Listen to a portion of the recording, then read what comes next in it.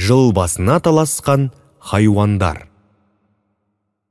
Бұрын ерте заманда хайуандар жыл ағасы болуға таласыпты. Сонда жылқы тұрып, мен алысты жағын қыламын.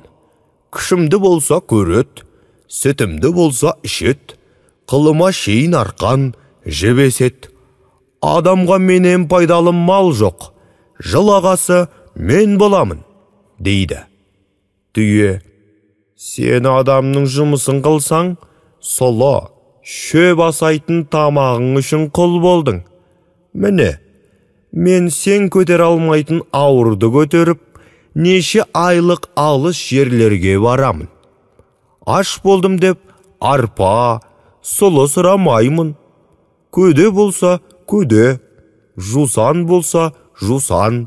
Не кез келсе, соны қорек етіп, табылса су ішіп, табылмаса шөлде де жолға жүре берем. Жыл басы болу маған лайық, дейді.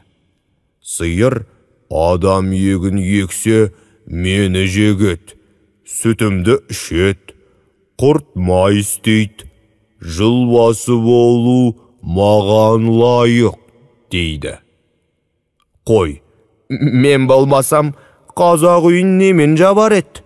Жүнімді алып, киіз басат, жабағымнан киім тігет, арқан, жебесет, сүтімнен құрт май алат, шаруаға менен пайдалыларың жоқ, дейді.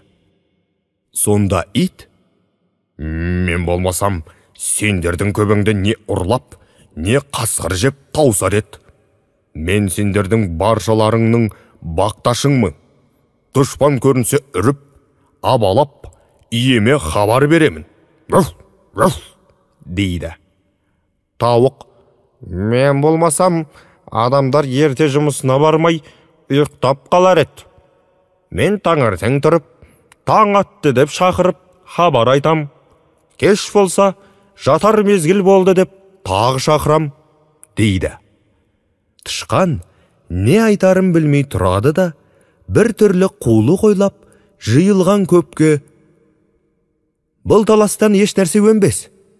Жылды қарап тұралықта, кім бұрын көрсе, сол жыл басы болсын, дейді.